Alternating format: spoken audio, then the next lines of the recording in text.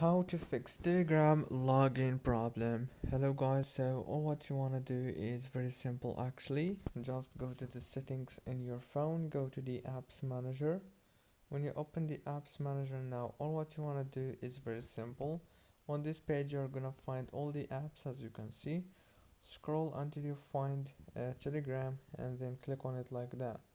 When you click on Telegram now, all what you want to do is click on force stop from here and go back again into the settings in your phone.